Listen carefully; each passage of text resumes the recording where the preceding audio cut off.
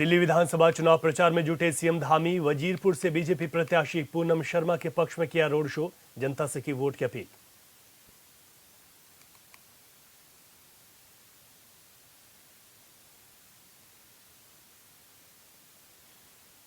CM Dhami ने दिल्ली सरकार पर बोला हमला, कहा सीएम से लेकर विधायक जेल में, मॉडर्न स्कूल से लेकर मोहल्ला क्लिनिक तक सभी योजनाओं को बताया फेल।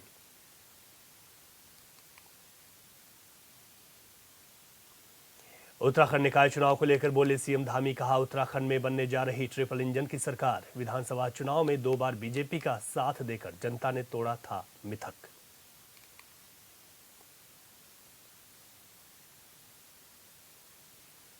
हरिद्वार की सिडकुल पुलिस ने किया युवक की हत्या का खुलासा, 3 युवकों को पुलिस ने किया गिरफ्तार। हत्या के बाद शव को जंगल में फेंका था।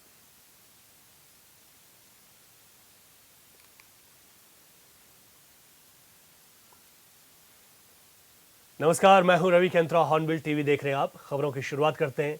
उत्तराखंड में निकाय चुनाव के लिए 23 जनवरी को मतदान होना है। मतदान को लेकर निर्वाचन आयोग ने अपनी तैयारियां पूरी कर ली हैं। बता दें कि निकाय चुनाव के लिए सुबह 8 बजे से शाम 5 बजे तक मतदान प्रदेश भर की 100 निकायों में होना है, जहां पर 5405 प्रत्याशियों की किस्मत का फैसला 30 लाख से ज्यादा वोटर्स करने वाले हैं।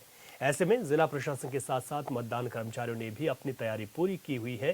सुरक्षा की दृष्टि से देखें तो प्रदेश भर में निकाय चुनाव के मतदान के दिन सुरक्षा के लिए करीब 25,500 सुरक्षा कर्मियों की तैनाती की गई है, जबकि मतदान स्थलों पर 16,284 कर्मचारियों की ड्यूटियां लगाई गई हैं।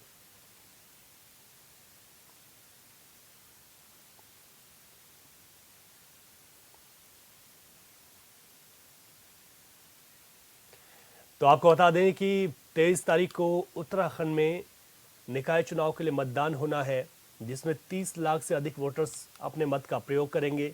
इसके लिए अभी तक सभी पार्टियों ने, चाहे वो क्षेत्रीय दल हो, राष्ट्रीय दल हो या फिर निर्दलीय, इस वक्त जो चुनाव मैदान में है, उन्होंने भी अपनी पूरी ताकत झोंकी। चुनाव प्रचार आपने देखा, लेकिन अब इंतजार है जनता के आशीर्वाद का। तो 23 तारीख को यहां पर मतदान होना है। 25 तारीख को मतगणना और परिणाम हम सबके सामने होंगे कि जनता ने अपना आशीर्वाद किसको दिया है। इस वक्त राष्ट्रीय पार्टियों की बात करें तो वो भी चुनावी मैदान में पूरे दमखम के साथ हर बार की तरह उतरी हुई है, लेकिन इस बार दिलचस्प मुकाबला इस वजह से भी अहम हो जाता है ये मुकाबला, क्योंकि यहाँ पर निर्दलीय और अन्य क्षेत्रीय दल भी कई जगहों पर मजबूत स्थिति या त्रिकोणीय भूमिका में कहे जा सकते हैं। तो ऐसे में जो चुनाव का परिणाम है वो किस तरीके का आएगा, ये देखने वाली बात होगी। हालांकि सभी दलों ने, निर्दलीय प्रत्याशियों ने अपनी अपनी जीत का दम जरूर भरा है, लेकिन जनता का आशीर्वाद के बाद ही उनको ये जीत मिल सकती है। ऐसे में 23 तारीख को मतदान की जो प्रक्रिया है सुबह 8 बजे से शुरू हो जाएगी। बैलेट पेपर से जो निकाय चुनाव में मतदान है वो होना है, और 25 तारीख को जब मतगणना होगी तो परिणाम हम सब के बीच होंगे कि किसको जनता ने अपना आशीर्वाद दिया है। हमारे संवाददाता विशाल गर्ग हमारे साथ लाइव जुड़ गए हैं अधिक जानकारी के साथ। विशाल, अब चुनावी शोर तो थम गया, डोर टू डोर आज प्रचार चल रहा है और 23 तारीख को मतदान है। मतदान को लेकर क्या कुछ तैयारियां हैं आयोग की? रवि, देखिए जिस तरह से तमाम पोलिंग पार्टियां आज रवाना होना भी शुरू हो गई हैं और शाम तक सभी अपने अपने स्थानों पर पहुंच जाएंगी, जहां पर मतदान कराने का काम करेंगे। सुबह 8 बजे से लेकर शाम 5 बजे तक कल यानी कि 23 जनवरी को मतदान होगा, और इसके लिए सभी पोलिंग पार्टियों ने भी अपनी तैयारियां कर ली हैं। हालांकि जो चुनाव आयुक्त हैं उन्होंने पूरी तरह से सख्त निर्देश दे दिए हैं कि किसी भी तरह का कोई भी चूक बर्दाश्त नहीं की जाएगी। सभी को तत्परता के साथ रहकर के काम करना है। सभी अधिकारियों को निर्देशित किया गया है और तमाम जिलों के जो डीएम हैं वो भी पूरी तरह से निगरानी बनाए हुए हैं। स्ट्रांग रूम का उन्होंने जायजा लिया, निरीक्षण किया। इसके साथ ही अपनी जो टीम है, जैसे कि अब हमारे दर्शकों को हम बता भी रहे हैं कि 25,000 से ज्यादा पुलिसकर्मियों को तैनात किया गया है, और ऐसे में उनको बताया गया है कि किसकी क्या ड्यूटी रहेगी, किस तरह से उनको ड्यूटियों में अपना भागीदारी सुनिश्चित भी करनी है। और ऐसे में यह भी कहा जा सकता है रवि कि कि जिस तरह से 16,000 से ज़्यादा जो कर्मी हैं वो मतदान कराने के लिए बूथों पर मौजूद रहेंगे और सुबह 8 बजे से प्रक्रिया शुरू होगी, शाम 5 बजे तक लगातार मतदान जारी रहेगा और ऐसे में अपने पसंद के जो प्रत्याशी हैं उनको चुनने का जनता के पास मौका भी है। और इसके लिए सबसे बड़ी बात यह है कि लगातार जो चुनाव आयोग है वो लोगों से अपील भी कर रहा है कि बढ़ चढ़ करके मतदान करें, क्योंकि अक्सर ये भी देखा जाता है कि वोटिंग जो परसेंटेज है वो काफ़ी गिरावट उसमें देखने को नजर आती है, चाहे वो पहाड़ी एरिया हो या फिर प्लान एरिया। तो उसको लेकर भी सख्त जो है वो कोशिश ये की जा रही है कि लोग बढ़ चढ़ करके सामने आए, मतदान करें, ताकि आने वाले समय में एक अच्छा मत पड़ सके उत्तराखंड के लिहाज से भी। और जो क्योंकि इस बार का चुनाव खास भी माना जा रहा है, बेहद बड़ी संख्या में जो लोग हैं वो अपने मत का उपयोग भी करेंगे, बैलेट पेपर से इस बार चुनाव होगा, तो कहा जा सकता है रवि कि थोड़ा समय जरूर लगेगा, लेकिन अब जो बड़ी संख्या में जो लोग हैं वो मतदान करते हुए भी नजर आएंगे और पोलिंग पार्टियों को इसके लिए रवानगी भी करा दिया गया है। सुबह से ही ये प्रक्रिया जारी है और शाम तक सभी पोलिंग पार्टियां अपने अपने स्थलों पर पहुंच जाएगी, जहां पर वो अपनी तैयारियों में जुट जाएगी और सुबह ठीक 8 बजे से मतदान की प्रक्रिया भी रवि शुरू हो जाएगी। बिल्कुल ठीक है आपने विशाल की जिस तरीके से यहाँ पर इस बार आयोग की ओर से तैयारियां की गई हैं और सबसे महत्वपूर्ण ये हो जाता है कि कोशिश रहती है कि अधिक से अधिक मतदान हो ताकि जो परिणाम है वो भी स्पष्ट तरीके से सामने आ सके कि पूरा मैंडेट जनता का किसको है। ऐसे में प्रदेश में अगर बात की जाए, जो शहरी यहाँ पर चुनाव हो रहे हैं, शहर की जो सरकारें बनेंगी, इसको लेकर जो संवेदनशील और अति संवेदनशील बूथ हैं उस पर किस तरीके की तैयारियां की गई हैं और वहां पर जो सुरक्षाकर्मी की जो तैनाती है उस वहां पर किस तरीके से आप देखते हैं सुरक्षा को लेकर भी यहाँ पर तैनाती जो की गई है? कि 16,000 से ज़्यादा कर्मी तो ऐसे होंगे जो कि मतदान कराएंगे, जो लोगों के साथ मिलकर के उनको बताएंगे कि किस तरह से बैलेट पेपर से चुनाव करना है, किस तरह से मतदान करना है, वो अंदर बूथ के अंदर मौजूद होंगे। इसी के अतिरिक्त 25,000 से अधिक जो पुलिसकर्मी हैं उनको तैनात किया गया है। सभी बूथों पर सीसीटीवी कैमरों से निगरानी रखी जाएगी और सभी नोडल अधिकारियों को इसका जिम्मा भी सौंपा गया है। प्रत्येक जगह पर अलग अलग सेक्टर में जिलों को बांटा गया है, अलग अलग जो जोनल मजिस्ट्रेट हैं वो जाकर के निगरानी बनाए रखेंगे और कहा जा सकता है कि पूरी सुरक्षा व्यवस्था के बीच में निकाय चुनाव होने हैं। देखिए 100 नगर निगमों में ये चुनाव होने हैं और ऐसे में तैयारियां पूरी जोरों शोरों से देखी जा रही है। हालांकि इसको लेकर मतदान प्रतिशत बढ़ाने को लेकर के अलग अलग तरीके से योजनाएं तैयार की जाती हैं। पिंक बूथ बनाया जा रहा है ताकि महिलाएं जो हैं वो बढ़ चढ़ कर पिंक बूथ में आकर के मतदान कर सकें। उसके लिए डेकोरेशन किया जा रहा है, पानी की व्यवस्था की जा रही है ताकि लोग जब आए, जो बुजुर्ग लोग आएंगे उनके लिए भी व्हील चेयर के इंतजाम किए गए हैं या फिर कुछ ऐसे लोग भी होंगे जिनको आने जाने के लिए भी जो आयोग है उन्होंने व्यवस्था की है। तो उसके लिए तमाम तैयारियां की गई हैं। सभी अधिकारियों के साथ बैठक कर जानकारी भी साझा की गई है कि किस तरह की दिक्कतें हो सकती हैं, क्योंकि पहाड़ों में मौसम भी पल पल बदलता है, तो उसके लिए भी उसके लिहाज से भी व्यवस्थाएं की गई हैं।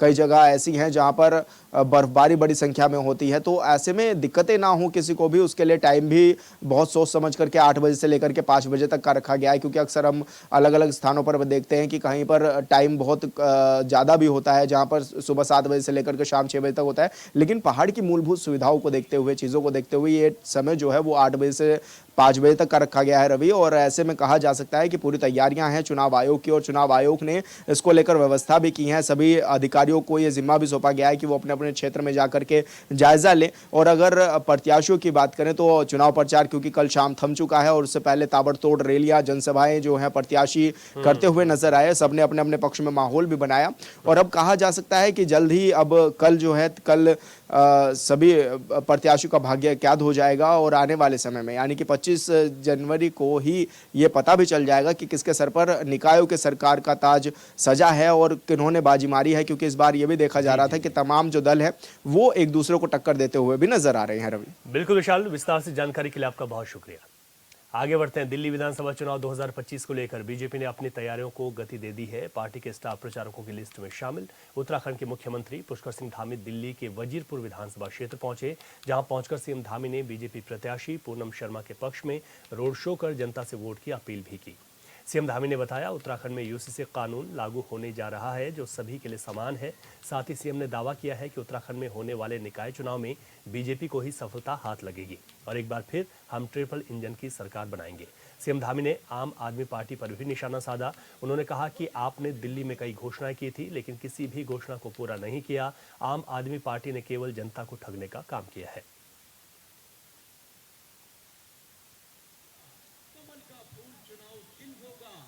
आप दिल्ली में देखिए, मुख्यमंत्री जी भ्रष्टाचार के आरोप में जेल गए, उप मुख्यमंत्री जेल में गए, मंत्री जेल में गए, विधायक जेल में गए हैं भाई। 1 रुपए का कहीं भ्रष्टाचार, नेतृत्व और मार्गदर्शन में डबल इंजन की सरकार। ये आप पार्टी की सरकार आई थी या मोहल्ला क्लिनिक को लेकर, ये आप पार्टी की सरकार आई थी या मोहल्ला क्लिनिक खोलेंगे, हम जो है लोगों को मकान देंगे, हम यमुना जी की सफाई करेंगे, भाई बहनों नए नए अस्पताल खोलेंगे, नए नए स्कूल खोलेंगे। हमें पूछना चाहता हूँ, आज कहाँ है वो स्कूल, कहाँ है वो अस्पताल, कहाँ है वो गरीबों के मकान? भाइयों बहनों, जबकि देश के अंदर आज जहां भी आदरणीय प्रधानमंत्री मोदी जी के नेतृत्व और मार्गदर्शन में डबल इंजन की सरकारें बनी हैं, यानी कि ऐसी सरकार जो प्रधानमंत्री मोदी जी के साथ मिलकर काम करने वाली सरकार, उन सरकारों में 1 रुपए का कहीं भ्रष्टाचार नहीं है। निकाय के चुनाव में देखिए, उत्तराखंड में जो भी चुनाव हुए हैं, उत्तराखंड की देवतुल्य जनता ने भारतीय जनता पार्टी को अपना आशीर्वाद दिया है। मोदी जी को देश का प्रधानमंत्री बनाने के लिए लगातार 3 बार हमारे यहाँ की सभी सीटें वहाँ की भाजपा को जिताई हैं और डबल इंजन की सरकार लगाई है। पहले एक मिथक था, एक परिपाटी थी कि हर चुनाव में वहाँ सरकार बदल जाती है, लेकिन उत्तराखंड की देवतुल्य जनता ने हमें आशीर्वाद देकर दोबारा से सरकार में आने का अवसर दिया है।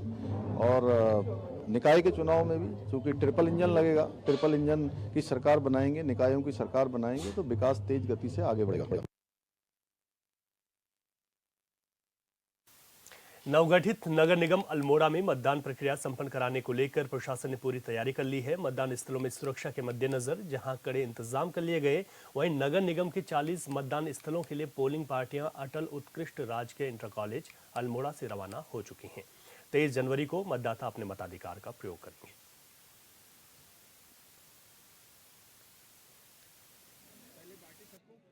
हम लोगों द्वारा जो है समस्त जो हमारे 40 वार्ड हैं नगर निगम अल्मोड़ा में, 40 वार्ड पे हम लोगों ने जो है समस्त पोलिंग पार्टी को हमने सामग्री वितरण की कार्रवाई सुनिश्चित करा ली है। और चूँकि ठंड के दिन है तो हम लोग प्रयास कर रहे हैं कि जो है वहाँ पे इनको बिस्तरा भी मुहैया कराएं, जिसमें हमारे श्रीमान जिला अधिकारी महोदय द्वारा भी समस्त पोलिंग पार्टी को जाड़ों के दिन को मद्देनजर देखते हुए वहाँ पे जो है बिस्तरे के अरेंजमेंट के लिए बोला, हमने इसका भी अरेंजमेंट करवा रहे हैं। और समस्त पोलिंग पार्टी को सुरक्षा के दृष्टिगत शांतिपूर्ण एवं जो है मतदान। नगर निकाय चुनाव को संपन्न कराने के लिए 22 जनवरी को सभी मतदान पार्टियों को स्पोर्ट्स स्टेडियम गोपेश्वर से रवाना किया गया। स्पोर्ट्स स्टेडियम गोपेश्वर में जिला निर्वाचन अधिकारी संदीप तिवारी, पुलिस अधीक्षक सर्वेश पवार, नोडल अधिकारी कार्मिक नंदन कुमार और उप जिला निर्वाचन अधिकारी विवेक प्रकाश की देखरेख में पोलिंग पार्टियों को मतपेटी और मतदान सामग्री के साथ उनके मतदेय स्थलों के लिए रवाना किया गया है। जिले की 4 नगर पालिका परिषद और 6 नगर पंचायतों के 64 वार्ड में 80 मतदेय स्थल बनाए गए हैं, जिनमें 23 जनवरी को मतदान होगा। नगर पालिका परिषद गोपेश्वर में 11 वार्डों के लिए 20 मतदेय स्थल बनाए गए हैं, जिसमें 6,492 महिला और 6,667 पुरुष व 3 अन्य मतदाता सहित कुल 13,162 मतदाता शामिल हैं। नगर पालिका परिषद ज्योतिर्मठ में 9 वार्डों के लिए 10 मतदेय स्थल बनाए गए हैं, जिसमें 3,733 महिला और 4,204 पुरुष मतदाता सहित कुल 7,937 मतदाता शामिल हैं।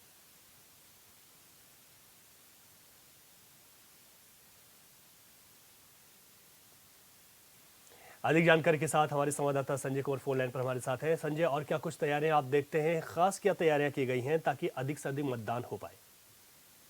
रवि जी, देखिए, चमोली जनपद के निकाय चुनाव को लेकर के अभी जो ताजा अपडेट है कि जो सभी 80 पोलिंग पार्टियां जो जिला मुख्यालय से रवाना की गई थी, वो सभी अपने गंतव्य तक अभी पहुंच चुकी है। और कल सुबह 8 बजे से जो मतदान शुरू होगा तो 8 बजे से 5 बजे के बीच किसी तरह की भी कोई लापरवाही न हो, इसको लेकर के सेक्टर मजिस्ट्रेट, जोनल मजिस्ट्रेट से लेके भारी पुलिस बल जो है पूरे जो मतदान स्थल है उसके आसपास तैनात कर दिया गया है। और जिला प्रशासन और जिला निर्वाचन आयोग द्वारा आचार संहिता उल्लंघन को लेकर के भी सख्त निर्देश जो है सभी जो 10 निकाय है उन निकायों में दिए गए हैं, जिनका सख्ताई से पालन किया जा रहा है। और हालांकि अभी जो ऊंचाई वाले क्षेत्र है, जैसे ज्योतिर्मठ नगर पालिका का जो 9 वार्ड है, इनमें से कुछ वार्डों में जो ऊंचाई वाले स्थान है, यहाँ पे अगर बारिश और बर्फबारी भी की आशंका जताई जा रही है, तो इसको लेकर के भी स्थानीय प्रशासन जो है बिल्कुल अलर्ट मोड पर है और उस तरह की व्यवस्था की जा रही है कि यदि अगर बारिश और बर्फबारी होती है तो जो विकलांग मतदाता है, जो बुजुर्ग मतदाता है, उनको उनके लिए किस तरह से उनको जो है मतदान स्थल तक लाया जाए, इसको लेकर के भी जो है पूरी व्यवस्था कर दी गई है। जी शुक्रिया संजय अपडेट्स के लिए। निकाय चुनाव को शांतिपूर्ण तरीके से संपन्न कराने को लेकर चमोली प्रशासन ने भी सभी तैयारियां पूरी कर ली हैं। जिले में 4 नगर पालिकाओं गोपेश्वर, ज्योतिर्मठ, कर्णप्रयाग और गौचर समेत 6 नगर पंचायतों के लिए 23 जनवरी को यहां पर मतदान होगा। पूरे जिले के 10 निकायों में कुल 64 वार्ड में मतदान होना है। जिले में कुल संवेदनशील मतदान केंद्रों की संख्या 20 है, जबकि 4 मतदान केंद्र अति संवेदनशील हैं। जानकारी के मुताबिक मतदाताओं की दृष्टि से चमोली का सबसे बड़ा निकाय नगर पालिका गोपेश्वर है, जिसमें करीब 13,162 मतदाता हैं। सबसे छोटा निकाय नगर पंचायत नंदा नगर घाट है, जिसमें महज 1,395 मतदाता हैं। वहीं ज्योतिर्मठ के 9 वार्डों में करीब 9 मतदान केंद्र बनाए गए हैं और 10 मतदेय स्थल। इस निकाय में कुल 7,937 मतदाता अपने मत का प्रयोग करेंगे।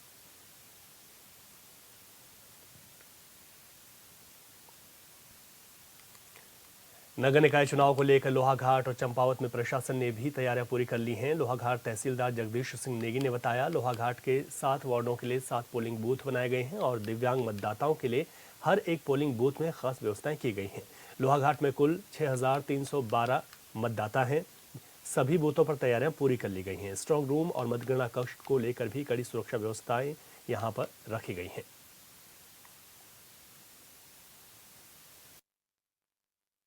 हमारे वर्तमान नगर चुनाव को लेकर लोहाघाट तहसील के अंतर्गत जो नगर पालिका के अंतर्गत 7 वार्ड हैं और 7 वार्डों में समस्त व्यवस्थाएं कर दी गई हैं। पार्टियां आज हमारे शाम तक पहुंचेंगी और सभी पार्टियां जो है अपने बूथों पर ही निवास करेंगी। उसके अतिरिक्त जो हमें अतिरिक्त कर्मचारी ड्यूटी वाले मिलेंगे, उनके लिए भी हमने पृथक से व्यवस्था की हुई है। उसके अलावा लोहाघाट में स्ट्रांग रूम भी निर्मित हो चुका है। मतगणना स्थल भी हम लोगों द्वारा तैयार कर दिया गया है, जिसकी पूरी BDS टीम द्वारा पूरी जांच कर ली गई है। इसी प्रकार चंपावत में 9 वार्ड हैं, 9 के 9 वार्डों की समस्त तैयारियां पूर्ण हो चुकी हैं। वहां पर भी स्ट्रांग रूम और मतगणना स्थल पूरा तैयार है, जिसका BDS द्वारा निरीक्षण करने के पश्चात दोनों ही हमारे मतगणना स्थलों के स्ट्रांग रूम और मतगणना स्थल की सुरक्षा कल से PSC के द्वारा नियुक्त PSC के द्वारा नियमित रूप से 24 घंटे। निकाय चुनाव के प्रचार प्रसार के बाद भी आरोप प्रत्यारोप लगातार जारी हैं। उत्तरकाशी के बाड़ाहाट नगर पालिका से निर्दलीय प्रत्याशी भूपी चौहान ने प्रेस कॉन्फ्रेंस को संबोधित किया और अपने ऊपर लगे सभी आरोपों को निराधार बताया। उन्होंने कहा कि बीजेपी के कुछ कार्यकर्ता फेसबुक में अभद्रता का इस्तेमाल कर रहे हैं, जो बिल्कुल सही नहीं है। उन्होंने कहा कि अगर उन्होंने 2008 में बंदरबांट की है तो जांच क्यों नहीं हुई। जनता का इनाम स्वीकार है और बहुत सी बातें ये करते हैं। मैं से बहुत शांत हूँ, मैं शांत प्रवृत्ति का इंसान हूँ, लेकिन जिस तरह से ये मेरे पे आरोप लगा रहे थे, फिर कल उन्होंने मंच से मेरे पे आरोप लगाया, तो आरोप लगाना इनका, क्योंकि इनके पास हथियार कुछ है नहीं। मेरे पास बोलने के बहुत कुछ है, क्योंकि मैं 5 साल रहा हूँ, मैंने विकास किया है, तो मेरे पास तो बोलने के लिए बहुत कुछ है। इनके पास बोलने के कुछ है ही नहीं। इनके पास बोलने के सिर्फ आरोप है। इनके पास ये आरोप लगा रहे हैं और इसलिए मुझे प्रेस वार्ता यहाँ बुलानी पड़ी, क्योंकि मैं अपनी बात जनता तक कैसे पहुँचाऊँ, ये आपके माध्यम से मैं पहुँचा रहा हूँ। और हमें मंच की परमिशन नहीं मिली, क्योंकि पता नहीं ये शासन प्रशासन द्वारा इतना प्रेशर बनाया गया कि इनको मंच ना दिया जाए, और मंच ना मिले तो क्या मैं करूँ। मेरे साथ आप लोग हैं, मैं आप लोगों के माध्यम से ये पूरी खबर आपको जो बता रहा हूँ, मैं चाहूँगा कि आप अपने माध्यम से, अपने चैनल के माध्यम से, अपने समाचार पत्र के माध्यम से ये जनता तक पहुँचाए। और इससे जितना ये बौखलाए हुए हैं और जो बयान मैंने अभी दिया है, इससे और हल्द्वानी नैनीताल जिले में 23 जनवरी को होने वाले नगर निकाय चुनाव को लेकर जिला निर्वाचन कार्यालय B इंटर कॉलेज के प्रांगण से लगभग 402 पोलिंग पार्टियों को उनके मतदान केंद्रों पर रवाना कर दिया गया है। जिला निर्वाचन अधिकारी ने बताया कि यह पोलिंग पार्टियां लगभग शाम 5 बजे तक अपने मतदान केंद्रों पर जाकर सभी व्यवस्थाओं का जायजा लेंगे। 23 जनवरी की सुबह 8 बजे से मतदान शुरू होगा। वहीं परिवहन अधिकारी ने बताया कि लगभग 250 वाहनों को पोलिंग पार्टियों के लिए लगाया गया, जिसमें 150 मैक्स और 100 बड़ी बसें लगाई गई हैं, जो कि अधिकारियों को उनके स्थान तक छोड़ने के बाद वापस निर्वाचन कार्य ले हल्द्वानी में लाएंगे।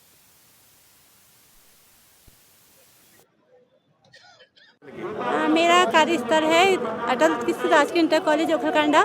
मेरी ड्यूटी लगी है 107 गांधीनगर राजकीय। क्या व्यवस्था की गई है प्रशासन के द्वारा जो निर्वाचन है? वैसे तो व्यवस्था तो ठीक ही है, जिसको पोस्टर बैलेट डालना है वो पोस्टर बैलेट भी डाल सकता है आराम से, और बाकी सारी व्यवस्थाएं अभी तक तो ठीक ही दिख रही है। फिर हमारे निकाय में निष्पक्ष चुनाव के लिए हमारी सारी पोलिंग पार्टियां आज यहाँ से रवाना हो रही हैं। सभी को समस्त सामग्री वितरित कर दी गई है और वो अपना चेकिंग के उपरांत, सारे मिलान करने के उपरांत यहाँ से रवाना हो रही है। इनकी लगातार ट्रैकिंग भी हो रही है।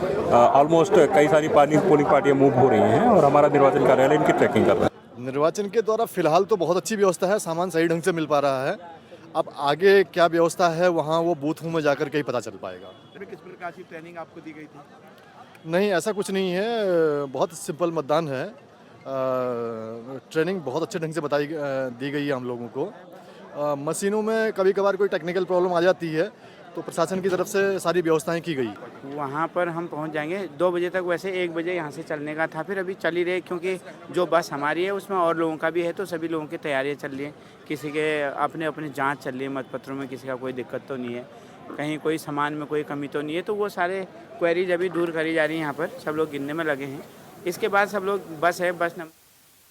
उत्तरकाशी में भी निकाय चुनाव के लिए पोलिंग पार्टियों को रवाना किया जा रहा है। बड़कोट, पुरोला, नौगांव के लिए पोलिंग पार्टियों को रवाना किया गया है। जिले के 58 पोलिंग बूथों के लिए पोलिंग पार्टी को रवाना किया जा रहा है। मतदान शांतिपूर्वक हो, इसके लिए पूरी सुरक्षा व्यवस्थाएं की गई हैं।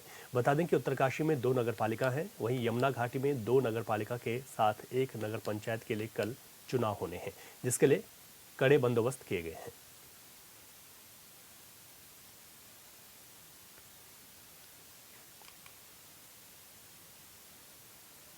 तो हमने आज यहाँ पे पार्टी डिपार्चर की जो व्यवस्था बनाई है, तो दूरस्थ सबसे पहले जो है हमने आज बल्कि हमारी 7 गाड़ियाँ, 7 पोलिंग सेंटर, 7 पुरोला की जो गाड़ियाँ हैं हमने मूव करा दी है। और उसके बाद दूसरा जो नंबर है, हमने नौगांव की गाड़ियाँ बुलाई है, 7 उनके भी हैं। उनको मूव कराने के बाद हम बड़कोट की गाड़ियों को बुलाएंगे, बड़कोट के बाद चिन्यालीस होगा, उसके बाद लास्ट में उत्तरकाशी नज़दीक हम उनको मूव करेंगे। 4 नगर पालिकाएँ हैं और 1 नगर पंचायत है। इसमें कुल 58 बूथ हैं और उसमें 5 हमारे अति संवेदनशील है और 26 हमारे संवेदनशील है। बाकी हमारे सब सामान्य बूथ हैं हमारे, क्योंकि 2 वैली पड़ती है, गंगा वैली और यमुना वैली। तो जो यमुना वैली के जो 3 वहाँ पर हमारी 2 नगर पालिकाएँ और 1 नगर पंचायत है, उसके लिए हमारी पार्टियाँ रवाना के लिए तैयार है।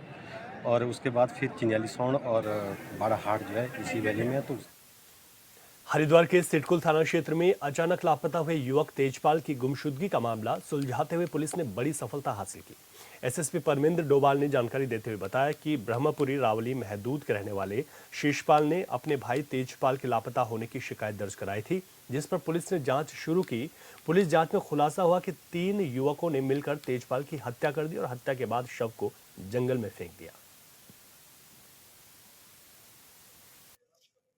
16 जनवरी को थाना सिडकुल में वादी शिशुपाल द्वारा पुलिस को अवगत कराया गया था कि उसका भाई तेजपाल लगातार गायब चल रहा है और घर नहीं पहुंचा है। वो जो व्यक्ति है वो एक फैक्ट्री में काम करता है। पुलिस के द्वारा सभी तथ्यों को, सभी साक्ष्यों को एकत्रित किया गया, उसके CDR एनालिसिस किया गया। के बाद प्रकाश में आई कि जो मृतक है तेजपाल, वो 3 अन्य लोगों के साथ लास्ट में देखा गया था। पुलिस के द्वारा जब उनसे हिरासत में लेकर पूछताछ की गई तो ये बात प्रकाश में आई कि इन तीनों के द्वारा, जिसमें अभियुक्तगण मोहित, राहुल और रोहित, इन तीनों का नाम प्रकाश में आया है, जिसमें मोहित और राहुल को पुलिस के द्वारा अरेस्ट किया गया है और इनसे पूछताछ जारी है और अन्य अभी वेयरबॉट्स हम पता कर रहे हैं। इस बीच इनके द्वारा जो मृतक है, इसकी जो डेड बॉडी है उसकी शिनाख्त कराई गई। उनको मौके पर जाके इसको पुलिस को दिखाया गया। फॉरेंसिक एक्सपर्ट से हम लोग इसकी जांच कर रहे हैं और मैं उम्मीद करता हूं कि हम पर्याप्त साक्ष्यों के आधार पर इन अभियुक्त गणों को सबसे सख्त सजा दिलाएंगे। अधिक जानकारी के साथ हमारे संवाददाता मनोज कश्यप हरिद्वार से हमारे साथ फोन लाइन पर जुड़ गए हैं। मनोज, ये जो हत्या हुई है इसके पीछे वजह क्या सामने निकल कर आई? आखिर क्यों युवकों ने मिलकर इसकी हत्या की है? बिल्कुल, देखिए रवि, ये सिडकुल थाना क्षेत्र का मामला है। बीती 16 जनवरी को यहाँ से एक युवक अचानक से लापता हो गया था, जिसके बाद परिजनों के द्वारा एक डायरी दी गई थी। सिडकुल थाने में लगातार ही पुलिस इसकी जांच कर रही थी, लेकिन यहाँ पे युवक का कुछ पता नहीं चल पाया। तो पुलिस ने यहाँ पे जो आसपास के लोग थे उनसे पूछताछ की, सीसीटीवी कैमरे भी खंगाले, लेकिन यहाँ पे अब कल युवक का जो है शव बरामद हुआ है। जिसके बाद यहाँ पे मौके पे सीएम हरिद्वार के एसएसपी पहुंचे थे। यहाँ परिजनों को बुलाकर उसकी पहचान कराएगी, जिससे पहचान जो लापता युवक था उसके वो भी हुई। लेकिन यहाँ पे पुलिस ने जब पूरे मामले की जांच की है तो 3 लोगों को गिरफ्तार भी किया, जो इसी के दोस्त लाए जा रहे हैं। यहाँ पे मृतक के जो दोस्त है उन्होंने उसी की हत्या की। तो बताया जा रहा है कि कुछ पैसे का लेन देन। तो यहाँ पे एक जो मृतक का दोस्त है उसने बताया कि ये मेरी वाइफ के ऊपर गलत निगाह रखता था, इस वजह से अपने दोस्तों के साथ मिलकर इसने इसकी हत्या की प्लानिंग की थी। और कहीं ना कहीं ये भी देखा जा रहा है कि पैसे का भी एक लेन देन इनके साथ में चल रहा था। इसको लेके कई वो पहले दिन के बीच विवाद हो गया था। उसको अब पुलिस अन्य मामलों में भी जो ये लोग कहीं शामिल तो नहीं है, इसकी पूरी जांच कर रही है और साथ ही साथ अब इनसे पूछताछ भी की जा रही है। जी ठीक है मनोज, बहुत शुक्रिया आपका जानकारी के लिए। और इस बुलेटिन में अभी के लिए इतना ही। खबरों से अपडेट रहे और देखते रहे हॉर्नबिल टीवी। इजाजत दीजिए, नमस्कार।